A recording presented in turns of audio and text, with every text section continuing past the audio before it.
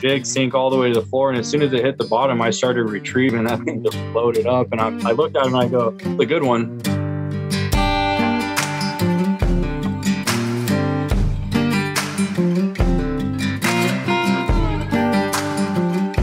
Hey guys, and welcome back to the Western Outdoor News Podcast. This week we talk with SoCal surf fishing guide Nick Heid about sight fishing in the surf.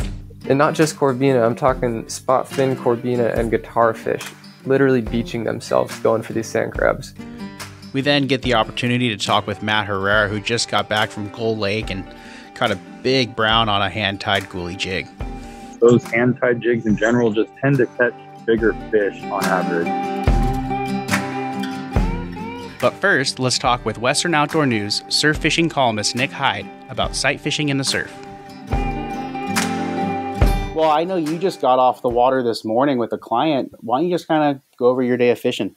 Yeah, so it was pretty solid. We headed down to Del Mar area, and it was his first time in the San Diego surf scene. So he had been up in actually your area, San Clemente, Dana Point, all those spots. And he was just looking into it. He got rid of his boat, so he was like, "Hey, I'm going to be doing a lot more surf fishing now." And I was like, "All right, let's get into it." And first couple casts we get in, and he's got a yellowfin croaker on, just like that. And it was slow morning, but we ended up finding a good hole a little further south. And for the next 2 hours, we between yellowfin croaker, barred surf perch, and a couple corvina, and one pretty big stingray. I know stingrays aren't too exciting, but it was one of the bigger ones we've seen. Yeah. Well, so for bait, are you guys, catching sand crabs? Are you fishing a little bit of artificials? Yeah. So what are you guys doing? So for the most part, obviously we're transitioning from the winter fall bite to the spring summer bite. Mm-hmm. So kind of once you hit November and you get into winter, my go-to is mussel meat. Okay. And I'm just buying that at Asian markets. Okay. And obviously, just buying it frozen usually? Yeah, buy it frozen. It's actually pre-cooked too. Weird, but it works. Yeah. And Lucky Craft, I'll throw some of that in there. I figure during the winter time when obviously you're not catching as much in general, you might as well put in the time to catch the bigger fish like halibut and stuff like that.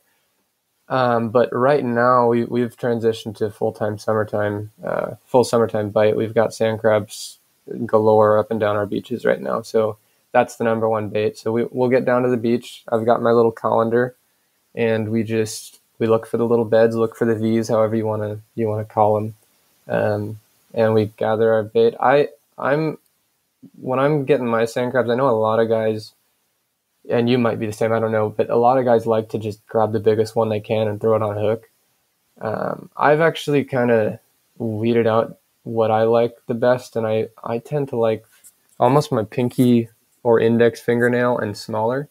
Okay, so pretty small sand crab. Pretty small sand crabs. And you're fishing a small hook then? Yeah, either a size 4, sometimes a size 2. When I know there's going to be a good amount of spot fin or big corvina, I'll swap out the 2 just because I'm confident enough. Like, all right, we'll get a good one here, and I don't want to gut the thing because I'm for the most part catch and release. So I'll keep one here and there, but for the most part, we're just catching for the heck definitely. of it. It's always fun to catch and release, especially those corvina that fight so hard. I mean, a lot of people don't realize that they're so fun to catch in the surf.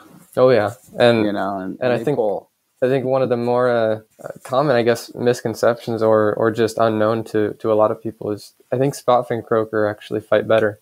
Oh yeah, and they get big. Oh my gosh, we've seen some giants up this way, and then obviously in the bays and the harbors you see them. But I mean, I couldn't imagine tying into a good one in the surf. Yeah, yeah, they definitely. I personally have never got one over 23, but I know they get bigger, and especially I've seen some pictures in Mexico of some giants. Yeah, I don't know, 28 or something like that. Well, let's kind of talk about your rigs. Big Carolina rig guy. Fishing the sand crab a lot. Yeah, there's definitely. I mean, personal preference is huge when it comes to all things fishing, and you can't go wrong if you're catching fish. But Carolina rig, I guess it's what I learned, and there's no reason for me to switch from it. Yes, simple, streamline, and I actually just wrote an article on this one, and you can't, I don't know of any other rig that has better sensitivity with a weight involved in it. Yeah, yeah. I mean, you've got that. If you're keeping proper tension, you should have near perfect feel. Yeah. Well, when you're getting these sand crabs, you're saying you're looking for the size of your pinky nail or your index fingernail. Are you looking for the soft ones? Are you looking for the females, or just the size? Really, is what you're looking at. Well, so if I get a soft one, I don't care the size. I'm putting it on the hook. Yep. And like I've said, now granted it's not exact science, but if for some reason and you're going through your day and you're getting hit 3 times out of 10 on a normal hard shell sand crabs, I'd say you're getting hit 7 times out of 10 on a soft shell. Mm-hmm. And I could care less whether it's pinky nail or bigger than my thumbnail. I'm putting that on the hook. Yeah, if it's a soft one, it's going on the hook. Yeah, so I'll go for texture first. If it's soft, it's on there, and then size is next. Mm-hmm. And Carolina rig's your jam. And I was reading on your website. Now a lot of guys are light line advocates fishing the surf, but you kind of have a little bit different view on that. Yeah, for your website. Yeah, and that's slightly controversial. I totally respect the really light line guys. I think it's a lot of fun, and I've done a little bit myself, but conception is that you need to use the light line because these fish are extremely line shy, and I just don't think that's the truth. I think it's more presentation. If you're sight casting and you are in the line of sight of them, they're going to get spooked. Yeah, these fish, I mean, they're up there in the surf too, and it's obviously hard to see for us. Yeah, being in the water, in the sand, in the water. I mean, I know they have good eyesight, but when they see that sand crab flipping in the surf right in front of them, it's hard to imagine that they're looking at the line. Yeah. I think to a point, if you've got 25, 30, 40 pound test on there, it's going to affect, one, the feel, and two, the presentation hugely. So that could definitely get in there. But I'm using 15 pound test, and I mean, I've hooked into plenty of things that have needed it, I remember what really got me going into surf fishing. It had to be less than 10 sessions of my lifetime in. I hooked up on I don't know the length exactly, but something like a 5-foot leopard on sand crabs. And it's like 30-minute fight, and I got it in partially. Yeah. So I like to be prepared. Yeah, definitely. Gear wise, I saw some suggestions on your website and kind of through your guide. What are a few things that say a guy's just getting into this? What's his first rig kind of going to be? First setup or first rig? First setup, and then we'll go into the rig. Yeah, obviously Carolina. Yeah, the rig. I'd say especially if you're starting out, Carolina rig is going to be the confidence builder. Lucky Craft is going to make you never want to fish again until you really get it down. But in all honesty, I mean, I know it's looked down upon, but I literally started surf fishing with a Shakespeare Tiger. Yeah. A Walmart setup, and I caught Yellowtail on a kayak with that thing. If you're not sure about it, I'd just say go the cheap route. But if you're looking for a reliable reel to get you through the next 5 years or whatever, I love Penn. Penn battles are great. The Pursuit 3s, I've come to like them, but definitely there's a noticeable step when you hit the battle. Yeah. So anything 7 to 9 foot, the medium light action. Yeah, I go 7 to 9 foot, but I'd stick with medium. Medium light is a little light, but if you like that, that's great. I guess we're fishing. Yeah, depending on the if you're going to be a light line angler, go with a little lighter. But match your gear up, and then a decent reel that's going to last you through at least a season sounds important, because you are in the surf, you are in the sand, and that's something to take. Yes, and Penn is definitely known for its saltwater durability. Yeah. Well, you talked about your day to day, and did you guys get to do any of the sight fishing that we got to read about in this week's article or in this week's paper? So no sight casting today. Okay. Well, let's just kind of get into that, because that's kind of what you talked about this week, and that's a way that I've always fished Corvina. I do look for the holes, but there's something about seeing a fish and getting that fish to react to a bait you get in front of it. So let's talk about, kind of I guess let's talk about the first time you realized that was a thing, and how you've kind of developed your technique and your views on it. Well, so the sight casting was weird for me because I had always heard about it, and I was like reading all these articles, probably Bill Varney, I don't know, some articles, and I'd always hear like, oh, you'll see their spines out of the water, and it's just, you got to keep your eye out because they're always there, and I was not able to see them for the longest time. But then I guess maybe I saw a couple here or there, but the thing that really got it going for me was early morning dawn and late evening dusk. I'd see, and not just corvina, I'm talking spot fin corvina and guitar fish literally beaching themselves going for these sand crabs. and not every day, but these random days, I don't know what it was. Maybe overcast was better. And just low light condition. Huge, to the point where I've caught 2 guitar fish now by hand. Wow. Just, it's crazy how shallow they go. And usually you're looking just outside of some of these holes. We call them holes, a deep spot. How do you identify that kind of, that's a structure essentially along the beach is a hole. Although it might not be a hard structure like a rock or what some people might think of as structure. It's kind of that, soft structure, a hole in the sand, a divot. Obviously there's the trough behind the swell and things like that. So how do you identify that kind of stuff in the surf? Well, that's definitely, it's something that comes with time, and in person is better than anything, but video is next best bet. And I did just do a recent video on that. So check that out. That's probably pretty helpful. You're watching swell, right? A little bit. The 3 things that I look for, number 1 being what I call wind ripples. Okay. You see little ripples on the surface of deeper areas. Okay. And you'll also see that those areas tend to be cleaner when everything else is covered in white water. And then obviously the coloration is usually darker. And you could get into a whole lot of different technicalities as to why that's there. But bottom line is that since it's deeper, it causes misdirection, which leads to wind ripples. And since there's a lack of footing for the swell or surf that leads up to the shore, when it dips down like that, it actually cleans the top of the wave, so it's not white water. It kind of falls and stays clean there. And then it'll reform after the hole. Exactly. Yep. Yeah. So that's how we always looked. We'd always watch swell, obviously, and that's how we started, I guess, sight fishing for these things, as we were surfing and bodyboarding and diving at the beach, and you'd be out in the surf and you'd be hopping out of the water, and there in ankle deep water was 2 or 3 corvina working a zone. Totally. Crabs. and you totally just reminded me, because your question earlier, how did I get into the whole sight casting thing? I remember going to La Jolla as a kid. Every Wednesday we'd go to the beach and we'd do some boogie boarding, body surfing, and I had no idea what a leopard shark was, what a corvina was. Every time I saw a leopard shark in a wave, I was like, oh my gosh, I got to get back. Yeah. But corvina, I'd see those all the time, and we would actually boogie boarding every once in a while, like, or your hand would touch them and you'd see them. And we actually spent time, obviously I didn't know, but totally illegal to fish in La Jolla, and I'd be trying to run around grabbing them. Yeah. But I guess that's how I initially got the bug.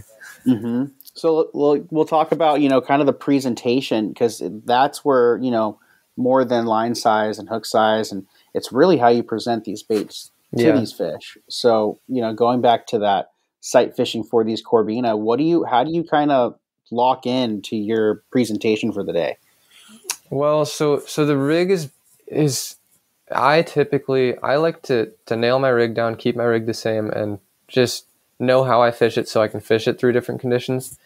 Some people like to switch it up. I totally understand if you want to go lighter line for sight casting. I could see it. And more than that, I could see dropping down on the weight. Because that weight thump in the bottom with the corvina and their barbells, they'll feel that weight. They'll feel that for sure. Spook. So biggest thing for me, since I don't really like to switch up my rig, I try to stay as far away from them as I can. Okay. Although I did a video on the sight casting stuff, and you can see I'm actually pretty close to that, so that might be a little contradicting. But I do tend to want to stay as far away as I can from those things. And then I'll try to lead them as much as I can. Okay. So your goal is to drop that bait in the direction that you think they're going to swim and the direction that they will be feeding.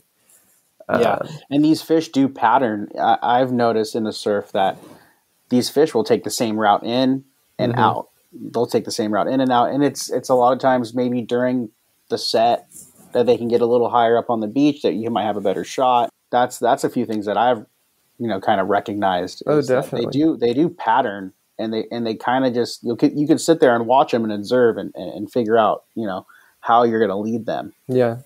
And another thing is that I really haven't put into practice until recently.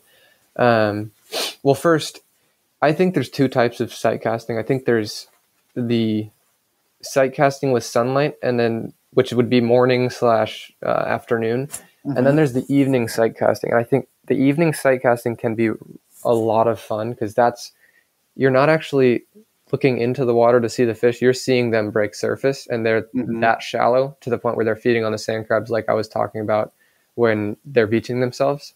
Yeah, and that's crazy exciting, and that you really don't need to worry too much about them seeing you because there's at least on the west coast, there's that glare, and you can't see them in the water, they can't see you, but you can see when they break the surface. And then there's the middle of the day, morning, where you're actually looking into the water and seeing them, and that's when it's most important to get a good lead and get a good distance away from them. Yeah, and obviously a good pair of polarized sunglasses. Oh, totally. Yeah, is going to be a huge help in that situation and in the afternoon. Yes, definitely. Any memorable catches? What's your biggest Corbina to date in the surf? So that's another one. My first season surf fishing was seemingly for all the beginner's luck stuff. Was crazy. There's the leopard shark on sand crabs. There's a 28-inch Corbina that my best fishing buddy won't ever believe because the only picture I have of it is half of the tail cut off and I'm kissing it in somebody's garage. But yeah, that was a day where my buddy and I went out and he caught a 25er and I caught a 28er, and we were like, okay, these are pretty big fish. We took it home, and obviously first time really catching Corbina, we cooked them up. And I then a couple days later look at the records for that, and it's like, oh, Corbina, 28 inches. Oh, great. But I totally know there are people who have caught bigger ones. Like I just had a client reach out to me the other day, and we've got a session plan in the next week and a half or maybe 2 weeks or so.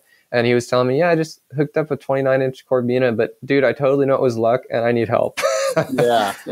But yeah, so there's the 28-inch Corbina, and then biggest spot fin, I think it's only 23 inches for me, and I know they get a lot bigger than that, but definitely lots of fun either way. Yeah, that was something we were kind of talking about earlier is these spot fin will actually come up, and the yellowfin, I think more than the spot fin, will come up into the surf and actually feed just like the Corbina do, right? Oh, totally. And in my experience down here, at least, I'd say spot fin more than yellowfin croaker, but I know there's totally different tendencies the further north you get. And I know for some, you guys tend to get, I think, more spot fin of different variations in size.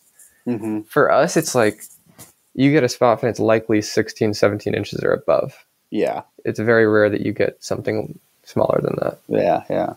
It's so interesting how, we're 60 miles away on the coast, and our two fisheries are so similar yet so different. I know we have some really good Corbina fishing, even like at our piers. That's interesting. Yeah, I don't do much fishing right near piers, but because they're so pressured, you wouldn't think. Yeah, exactly. Yeah. But no, that's really cool. I mean, the only night fishing I ever do, I tend to think and I could be totally wrong, but it seems that the bite dies after sunset. Yeah. It's like that sunset buddy's awesome, and then it just dies. Yeah. No, they totally use their sight for sure for their hunting.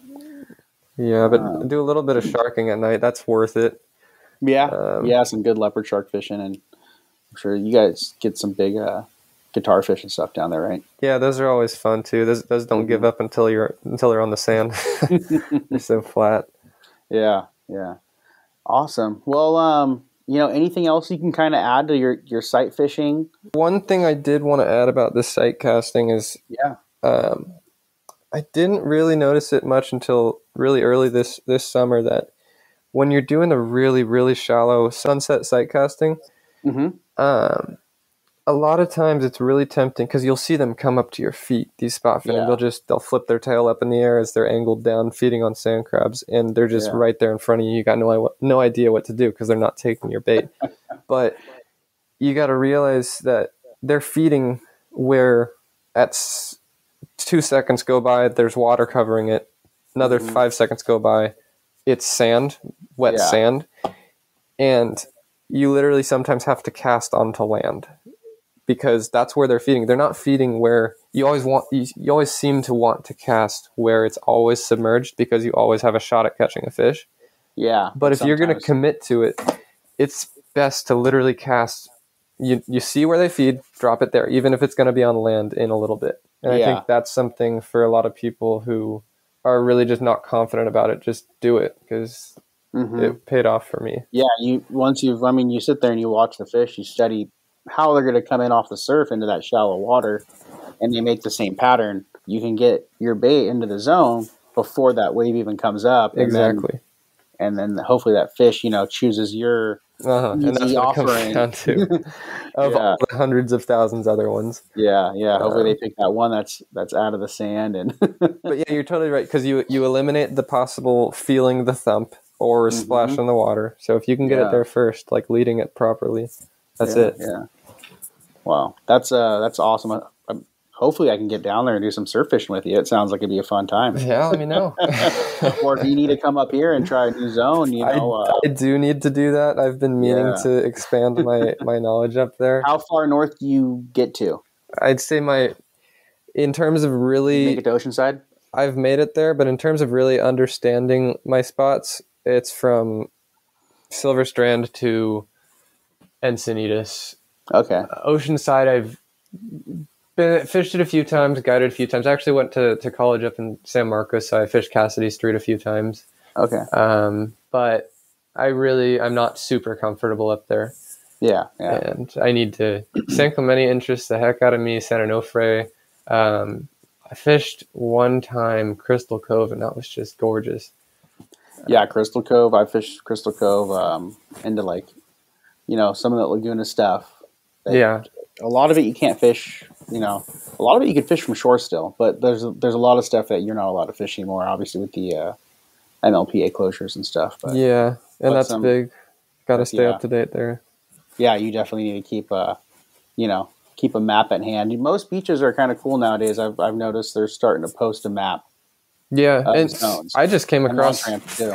I didn't know for the longest time, but I guess I'm way out of the loop. But Fish Legal, are you familiar with the app? No. Dude, it actually, you can do GPS and it shows you where you are and where the nearest MLPAs are and all that. Oh, okay. So I was talking to my buddy, dude, wouldn't this be a good idea to have a map that gives you GPS and shows you where all the MLPAs are? And he's like, yeah. Bro, that already happened. Yeah. Idea gone. Yeah. But yeah. All right, Nick. Well, it was great talking with you. Hopefully we'll have you on here again soon, especially, some stellar catches this summer would be awesome to talk about. Hoping for the best. Maybe I'll get another Yellowtail. Yeah, that's another one we'll have to talk about another time for sure. Yeah, for sure. Well, it was awesome to be on here. So thank you so much. Speaking of Yellowtail, let's take a quick moment to talk about the Western Outdoor News Yellowtail Jackpot. Scheduled June 12th, lines in at 4 a.m., out by 4 p.m. Winner takes home a Suzuki 140 horsepower outboard. With big side pots and a tuna optional, this is one to mark down in your calendar. Sign up by June 4th for a chance to win a drawing at a Furuno GP 1871 multifunction unit. For more information, visit wonews.com.